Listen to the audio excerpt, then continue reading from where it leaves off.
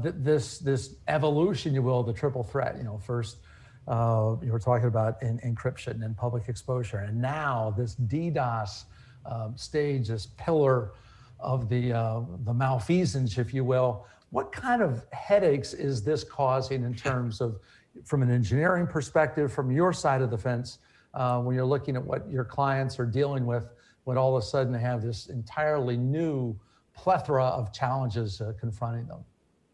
Sure. So DDoS goes back a long ways. It actually goes back to the late 80s and the early ARPANET. And then we started to see non-monetary DDoS extortion in the early 1990s. And we started to see monetary DDoS extortion that kicked off around 1997.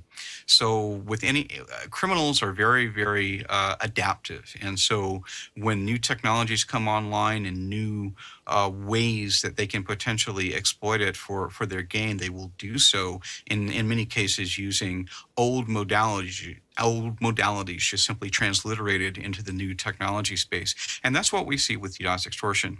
DDoS attacks are attacks against availability. So the idea is to disrupt the legitimate access to applications, services, servers, data, content, infrastructure, those different types of things. And DDoS attacks can be motivated by pretty much any motivation you can think of, but there is a hardcore of DDoS extortionists that we've seen over the years. And as Richard indicated, what we started to see is a convergence between these sets of criminal specialties. And so a few years ago, we actually were disassembling a piece of ransomware, and it turned out that it had some very basic DDoS attack capabilities coded into it. It was obviously a prototype, it hadn't been finished, but this showed that these criminals in the ransomware space were thinking about getting into DDoS.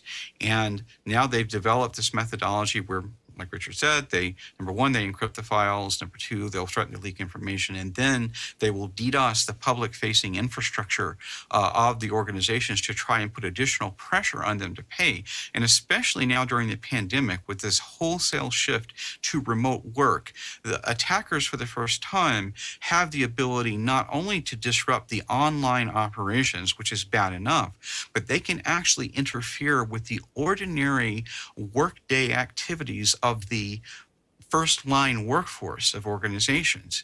And so this really makes it even more potent. And the ransomware itself is interesting as well because it uses exploits, it uses some social engineering along with technological exploits to exploit the confidentiality and integrity of data and to restrict that stuff, which actually turns into an attack against availability. So it's kind of really a different form of DDoS attack, and couple that with a real DDoS attack, and it can be very, very challenging.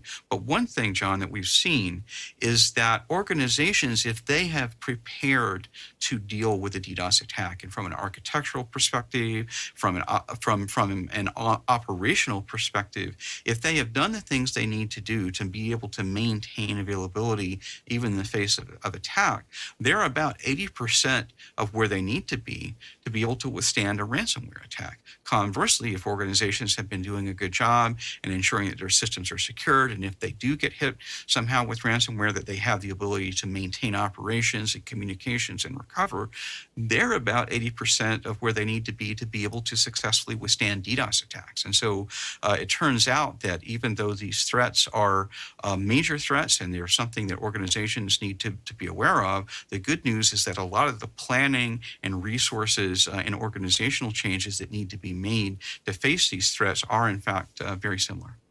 Yeah.